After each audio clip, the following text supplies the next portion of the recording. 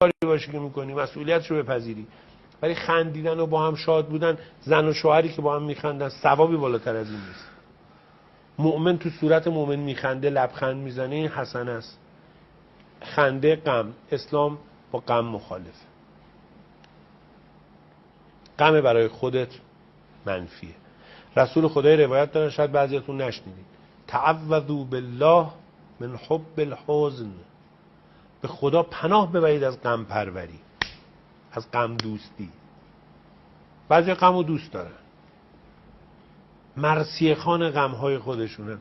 کبوتر بچه بودم مادرم مرد، مرا دادن به دایه دایه‌ام مرد، مرا با شیر بزغاله پروازان بخت بدم بزغاله اما نیده.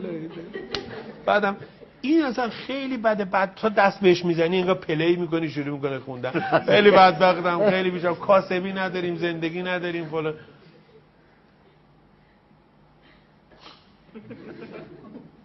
اینا بده، غم پروری، غم دوستی. ولی جامعه هر کی که ناراحت بشه میگن چه آدم متدینیه. هر چقدر چی باشی؟ هر چقدر غم زده و بدبخت باشی میگن چه آدم متدینیه. سعدی میگه 700 سال پیش، مال الان نیست. سعدی میگه که اگر خندرو باشی و آمیزگار، اگر خندرو باشد و آمیزگار، عفیفش نخوانند و پرهیزگار. یک کسی که میخنده میگن نه آدم پاکدامنی نیست، آدم عفیفی نیست، آدم متدین نیست. آدم متدین که نمیخنده که. یا اخ میاد بکنی یه جوک هم برای بله خیر است. بیگوره اینا الکیه.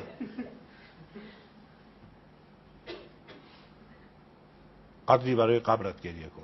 خب باشه. چرا تو برای خودت خیلی خوب آدم برای قبر خودش گریه کنه، ولی یه نفر جوک میگه تو بخند.